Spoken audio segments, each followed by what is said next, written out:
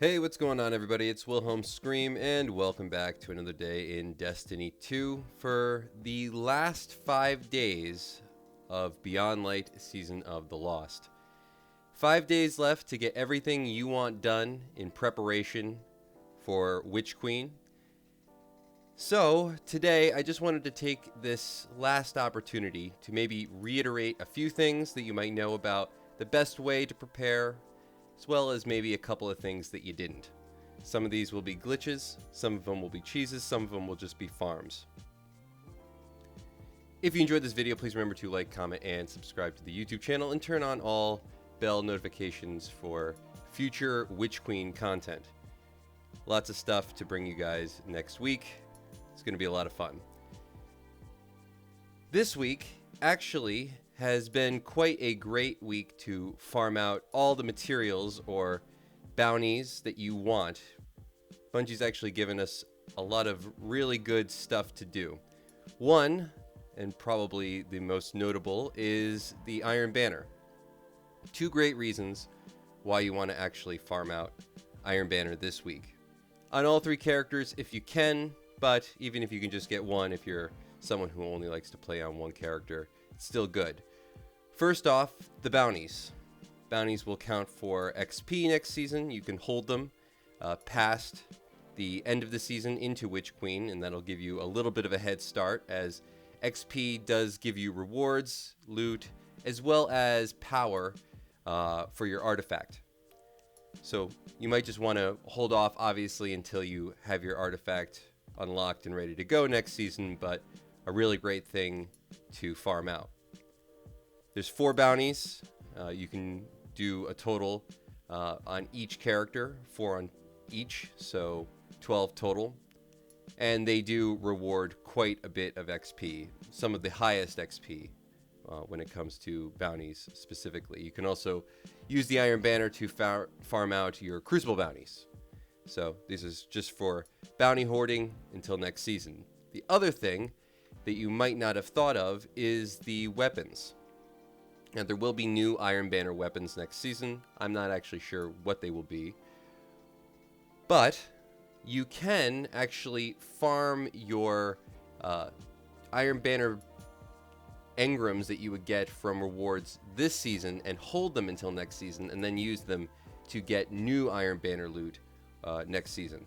And there's a couple of ways you can do this, but the easiest would be to make sure that your inventory is completely full on engrams. And I think you may have seen something that I've done about this in the past, how filling up your inventory on your character full of engrams will then have all other engrams or other pieces of loot, even if it wouldn't drop as an engram, sent to your postmaster as an engram.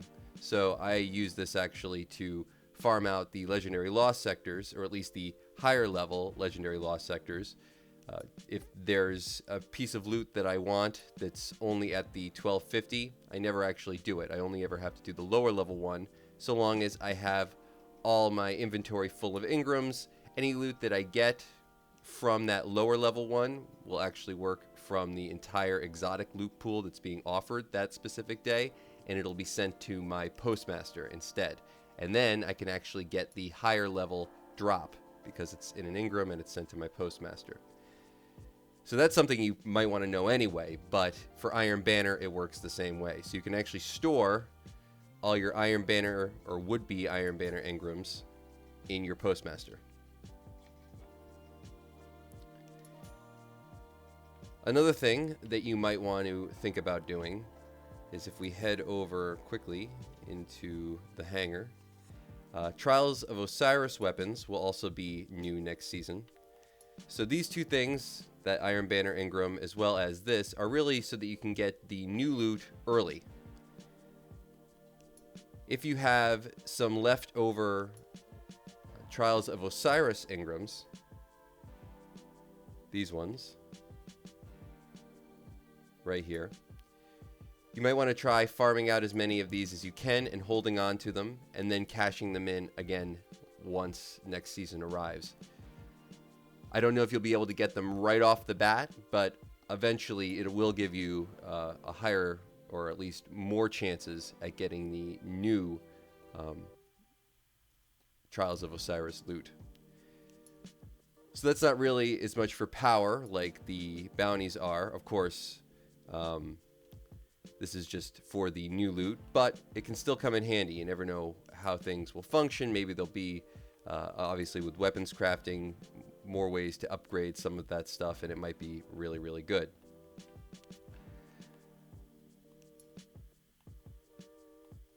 Another thing that I'd like to talk about, and some of this, again, is just me reiterating other past videos that I've done, but as far as farming out some spoils of conquest, as many people might want some of those, as there will be, I'm sure, at least a couple new exotics added to the tower kiosk next season. At least one.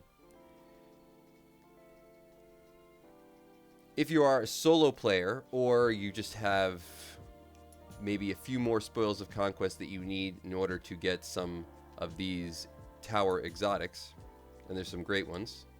Anarchy's in here, probably the most notable. Sleeper Simulant. Some of these, of course, don't require spoils of conquest, but some do. I believe, if we look under Forsaken Exotics, well, the Teraba, which I think is going to be very good next season, does require spoils of conquest. The Always on Time exotic Sparrow, which is really good for the Grasp of Avarice dungeon, because it takes a little less damage. I don't know if it's really it takes less damage actually, or if it's just it has a perk on it. I believe that enemies don't actually track to it as easily, so it can help with that Sparrow section. You need Spoils of Conquest for that, as well as the Anarchy. And I don't know how Anarchy is going to play next season, but it's always a really good exotic to have. And again, I'm sure there'll be some more added to this come next season, so we'll have to see what those are. There might be some that are actually listed, but in any case, if you are a solo player, or you just maybe need a few more Spoils of Conquest, you can still, as of right now, glitch into the Vault of Glass raid, and I've done several tutorials on this. I will have some linked at the end of this video, or in the top right corner of this video. It's pretty easy. You can actually glitch in on all 3 characters, and you can get 5 for that first secret chest. So that's 15 extra just as a solo player each week, at least for now. This might change next season. I think there is going to be actually a rotation on the raids next season, so we'll have a new raid as well as one other pre-existing raid in rotation every season. So, you know, something like this might still work every so often. I don't know if it'll work all the time, because those secret chests stop rewarding Spoils of Conquest once that season has passed, usually. And then it just really comes down to you only get spoils from defeating the bosses. But for right now, at least for the last week, you can still glitch in here and get 5 for each character. Again, all those tutorials will be linked to top right corner or at the end of this video. You can also, if you want to head over to the Dreaming City, head into the Last Wish raid, glitch in and defeat Kali solo on all 3 characters, and that will reward you another 9, as you get 3 for every single Kali defeat. Then there's also the other secret chest that you can just head to once you've done that, and gets yourself some free loot. I mean, most people just use the wish ball for this, but it is there conveniently if you do go for the solo Kali glitch. Kali takes a lot of damage when you're doing this solo. If you're doing it with a team, you can all go in and do it and really just melt her. Again, the great benefit of glitching in is that there's no kill timer. You don't die to any of the wipe mechanics, so you can just wear Kali down. It's really easy. It takes a while to solo, but it's an easy solo.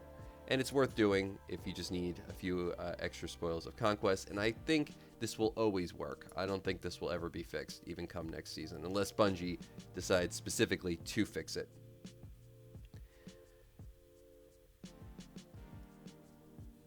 A tutorial on that, by the way, will be linked also in the top right corner or at the end of this video.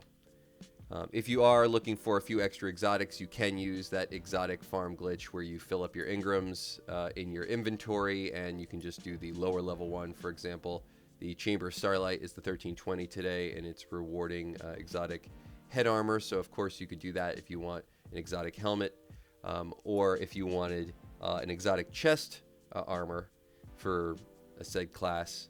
You could actually, though you don't need to, though you can get the exotic chest armor, you'll never actually need to do the Bay of Drowned Wishes today. You could just fill up your Engrams and then just do this. And anything at the end will be sent to your postmaster, and you'll have a chance on that exotic chest that you want. It will be an exotic chest no matter what if you get the exotic.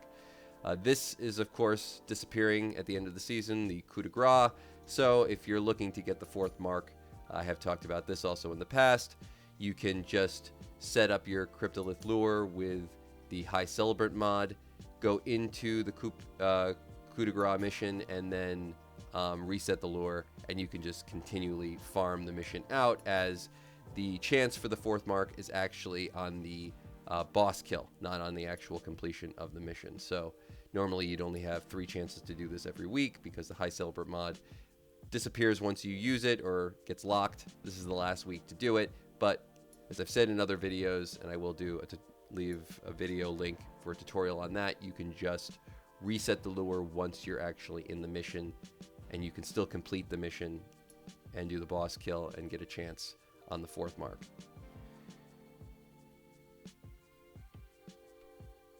If you're looking for some Ascendant Shards, this is also one of the best weeks to farm out the Nightfall. I would suggest, if you're just looking for a chance at Ascendant Shards, just farm out the Master level. It's the Lake of Shadows. It's the fastest strike. There's a really easy glitch that makes it even faster. It's good if you're a solo player. It's a good opportunity to farm out Ascendant Shards, because it is the fastest strike, shortest strike. Probably one of the easiest to do. The glitch will make it even easier. If you're doing it in a group, you can farm out this at a master level with 3 people, especially using the glitch for at least in 5 minutes or so, I mean max.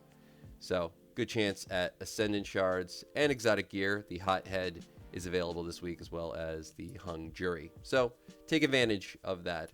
A link on how to do that glitch for that particular strike will also be linked top right corner, or at the end of this video if it's something you're interested in.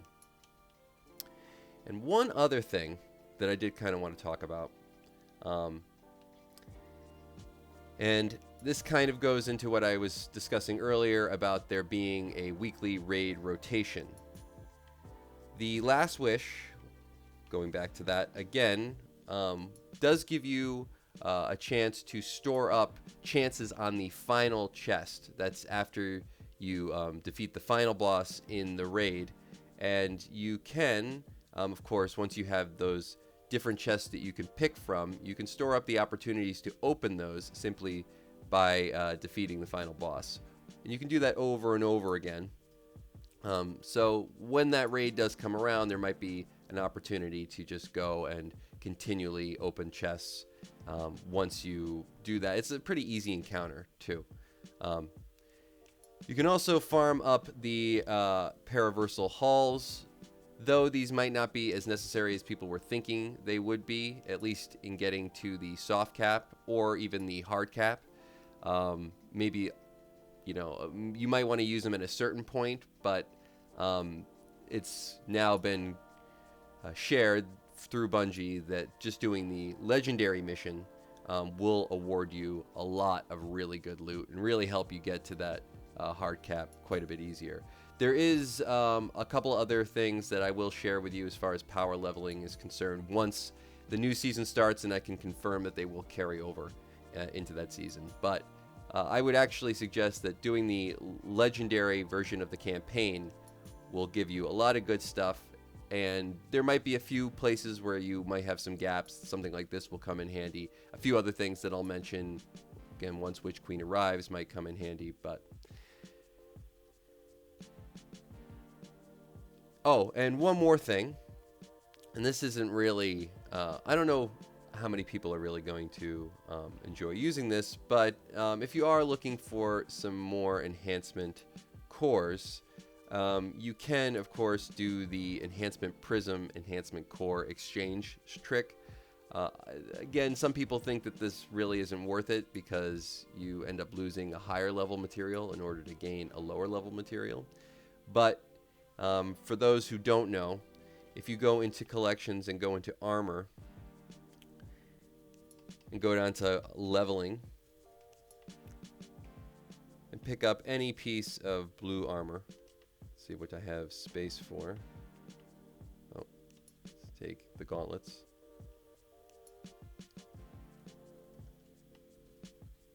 And you go and you inspect that piece of blue armor. You'll see that it already has these 5 energy slots filled out. Now that's not really that important. You're not going to be filling them with anything, but you can upgrade. And once you get to, as you can see, I used 1 enhancement core to upgrade to 6, another one to upgrade to 7, and then I'm going to use 1 enhancement prism. So I used 2 enhancement cores, 1 enhancement prism to get it to 8. Now once you get it to 8, you can then delete it.